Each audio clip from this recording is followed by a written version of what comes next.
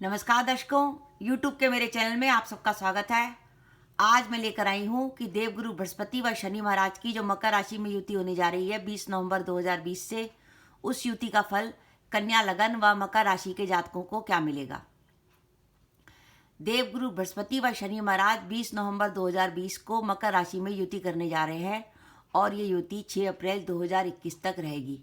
ये जो 20 नवंबर से 6 अप्रैल तक ये युति रहेगी, इसका प्रभाव कन्या लगन व मकर राशि के जातकों को क्या मिलेगा, इस वीडियो में हम इसी बात का विचार करेंगे।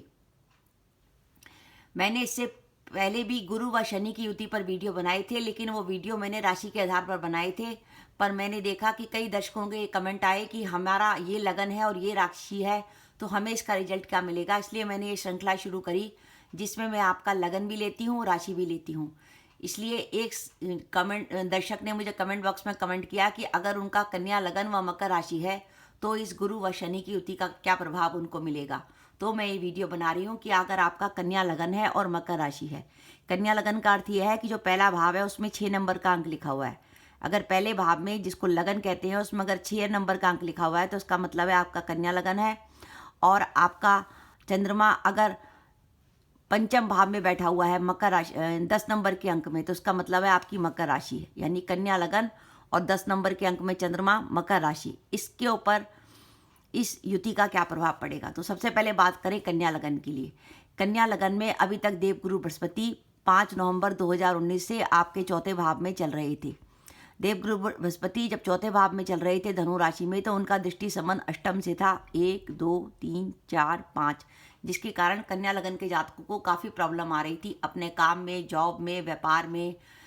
कईयों की जॉब छूट गई थी, कईयों का व्यापार में कई तरह की हानि और घाटा हो गया था, कईयों को अपनी जगह छोड़ के कहीं पे जाना पड़ा, कई तरह की, कईयों के पुलिस केस वगैरह बन गए, क्योंकि अष्टम भाव होता है विपत्ति और संकट का भाव। कईयों का परिवार में लड़ाई झगड़ा हो गया। इस तरीके से कन्या लगन के जातकों को प्रॉब्लम आ रही थी।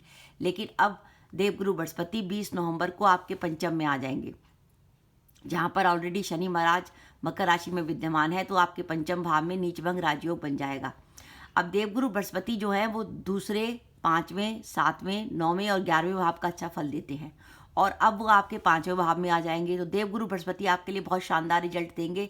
यानी कन्या लगन के जातकों के लिए ये पंचम भाव में गुरु का आना आपके लिए बहुत अधिक पॉजिटिव है। अब हम मकर राशि में देखें। अगर आपका कन्या लगन के साथ मकर राशि है तो देवगुरु बृहस्पति आपके 12वें चल रहे थे। देवगुरु बृहस्पति जो आपके 12वें चल रहे थे, उसके कारण आपके खर्चे बहुत ज़्यादा हो रहे थे। खर्चों की मात्रा आपकी बहुत अधिक ज़्यादा थी, खर्चे हो रहे थे। कईयों के, जैसे कईयों के कोई पुलिस केस वगैरह हो गया था, कोर्ट कचहरी का मामला हो गया था और व्यर्थ की भागदौड़ हो रही थी। लेकिन अब देवगुरु बृहस्पति लगन में आ जाएंगे। वैसे देवगुरु बृहस्पति 2, 5, 7, 9 और 11 का अच्छा फल देते हैं, तो ये बात तय है कि लगन पर भी इतने शुभ नहीं है। लेकिन प्लेसमेंट अगर शुभ ना भी हो तो इनकी दृष्टि शुभ है, क्योंकि गुरु जब लगन पर आ जाएंगे 20 नवंबर 2020 को और शनि महाराज के संग नीचभंग राजयोग बना लेंगे, तो गुरु की पहली दृष्टि आपके पंचम भाव पर पड़ेगी, यानी विद्या, बुद्धि, संतान। दूसरी दृष्टि आपके दाम्पत्य जीवन के भाव पर पड़ेगी, सप्तम भाव पर, और तीसरी दृष्टि आपके भाग्य भाव पर पड़ेगी। तो ये तीनों दृष्टियां गुरु की पॉजिटिव हैं। इसलिए मेरा ये मानना है कि अगर आपका कन्या लगन और मकर राशि का कम्बिनेशन है तो आपको कम से कम इस गोचर का 60% रिजल्ट तो बड़े आराम से मिल जाएगा कि कन्या लगन और मकर राशि का कम्बिनेशन है।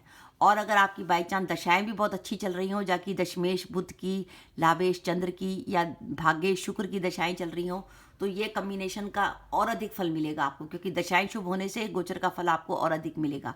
तो अब हम देखें कि अगर आपका कन्या लगन और मकर राशि बनता है, जिसमें कन्या लगन की तो प्लेसमेंट भी शुभ है और दृष्टियां भी शुभ हैं, और मकर राशि की खाली सिर्फ दृष्टियां शुभ हैं, तो ऐसी स्थिति में आपके लिए क्या क्या हो सकता है। पहली बात, कैरियर के लिए महत्वपूर्ण समय है।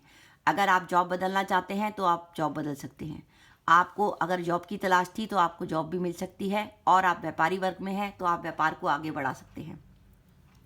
और अभी तक गुरु जो चौथे घर में चल रहे थे, जिसके कारण टेंशन हो रही थी, और यहाँ गुरु 12वें घर में चल रहे थे, जिसके कारण कई तरह की मानसिक परेशानी हो रही थी, वो मानसिक परेशानी आपकी दूर हो जाएगी। 12वें घर का गुरु खर्चे ज़्यादा कराता है, खर्चों में कमी आ जाएगी। और जो विवाह योग्य युवक व युवती हैं उनका विवाह का प्रस्ताव आ सकता है। और क्योंकि पंचम भाव में गुरु व शनि है, इसलिए जो नवविवाहित दंपत्ति संतान प्लान करना चाहते थे, कंसेप्शन के लिए भी ये समय बहुत अच्छा है, आप संतान प्लान कर सकते हैं। इसका अर्थ ये हुआ कि अगर आपका कॉम्बिनेशन कन्या लगन व मकर राशि का बनता है तो आपको इसका प्रभाव 60% तक मिलेगा। अब देखने वाली बात यह है कि अगर बाई चांस आपकी दशाएं गलत हुई, जैसे आपकी दशाएं अष्टमेश मंगल की, द्वादश सूर्य की या किसी ऐसे ग्रह के हुई जो अष्टम भाव में बैठा है, जैसे फॉर एग्जाम्पल आपकी कुंडली में शनि जो है नीच का होकर अष्टम भाव में आपके अष्टम बैठा हुआ मेष का शनि है, तो ऐसी स्थिति में क्या होगा, थोड़ा सा इसका रिजल्ट जो है कम हो जाएगा। क्योंकि क्या होता है, हम जो फलित देते हैं उसमें जो गोचर है, गोचर के संग दशा मिलाते हैं। जब गोचर और दशा दोनों पॉजिटिव होते हैं तो रिजल्ट बिल्कुल पॉजिटिव आता है, और अगर गोचर और दशा आधे आधे, एक पॉजिटिव और एक नेगेटिव होता है, तो रिजल्ट जो है 50% आता है। वो इससे ये है कि अगर आपकी दशाएं बहुत अनुकूल हुई, कि बुध की हुई, शुक्र की हुई, लाभेश चंद्रमा की हुई, तो ऐसी स्थिति में ये गोचर बहुत आपको बहुत बढ़िया रिजल्ट देगा। लेकिन दशाएं थोड़ी सी नेगेटिव हुई, कि मंगल की हुई या द्वादश सूर्य की हुई, इस तरीके से, तो एक गोचर थोड़ा सा आपके लिए नेगेटिव हो जाएगा। तो ये निर्भर करता है कि आपकी कुंडली की दशाएं कैसी हैं। पर अगर आपका कन्या लगन या मकर राशि का कॉम्बिनेशन है तो आपको आराम से 60% तक लाभ मिलेगा, और कैरियर के लिए आपको कोई प्रॉब्लम नहीं है, कैरियर के लिए आपके लिए समय बहुत अच्छा है। तो दर्शकों, आपको मेरा वीडियो कैसा लगा प्लीज़ कमेंट बॉक्स में कमेंट करके बताइएगा। अगर आपका भी कोई कम्बिनेशन है तो आप मुझे बताइएगा, मैं कोशिश करूंगी आपके कम्बिनेशन पर ही वीडियो डाल सकूं।